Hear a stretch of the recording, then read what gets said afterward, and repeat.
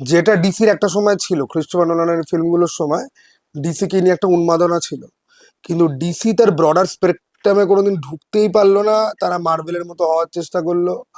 তার মধ্যে এই অ্যাভেঞ্জার্স আসার পরে তখন তারা ওই কমেডি সুপার হিরো, ডিসি হচ্ছে গিয়ে সুপার হিরোদেরকে নিয়ে সিরিয়াস টাইপের গল্প বলতে ভালোবাসে, যেখানে দুঃখ, যন্ত্রণা, সাইকোলজিক্যাল প্রবলেম থেকে শুরু করে হিউম্যান বিহেভিয়ার ইভলিউশন, এসব নিয়ে। মার্ভেলের যে ব্যাপারটা সেটা হচ্ছে গিয়ে যে কি, যে মার্ভেলেও এই ব্যাপারগুলো কিন্তু ছিল কমিক্সে, কিন্তু ওরা দেখলো না যে ওদের কমেডি ব্যাপারটা ওদের ওয়ার্ক করছে অনেক বেশি।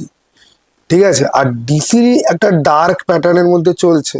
হুম মার্ভেল কিন্তু কমিক্সেও কিন্তু যথেষ্ট কিন্তু ডার্ক, হুম কিন্তু ওরা কি করলো যে, যে না আমরা একটুখানি লাইট হার্টেড রাখি, আমরা একটুখানি কমেডি ঢোকাই, আমরা একটুখানি ফ্যামিলি ফ্রেন্ডলি ব্যাপারটা আমরা করি, তাহলে পরে আমাদের কাছে অডিয়েন্স আসবে অনেক বেশি। আর মার্ভেলের প্যারেন্ট কোম্পানি, তুমি ওয়ার্ল্ড ডিজনির দিকে তাকাও যদি, তাহলে তুমি বুঝতে পারবে। এবং ওদের ওই জিনিসটা ওয়ার্কও করলো, এবং এমন ভাবেই ওয়ার্ক করলো যে ওরা এই কম্পিটিশনের ডিসি ভার্সেস মার্ভেল সিনেমার দিক থেকে ওরা অনেকটা এগিয়ে গেল। ওরা ওদের গল্পগুলো, ওদের মধ্যেও কিন্তু অনেক প্রবলেম কিন্তু এসছে, কিন্তু ডিসির মতো ওরা বারবার রিবুট করে দিই, ডিরেক্টরকে ফেলে দিই, অ্যাক্টরদের সাথে গিয়ে বিশ্বাসঘাতকতা করি, ওইসব ওরা কিচ্ছু করেনি।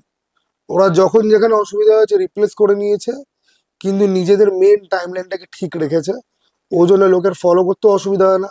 সবাই জানে 2008 থেকে আরম্ভ হয়েছে, এখন সবাই জানে যে টবি ম্যাগুয়ারের স্পাইডারম্যান যেহেতু চলে এসেছে, তাই 2000 সাল থেকে আমাকে হবে দেখতে। হুম তো মার্ভেল এই সিনেমাতে তাই ডিসির থেকে অনেকটা এগিয়ে গেছে।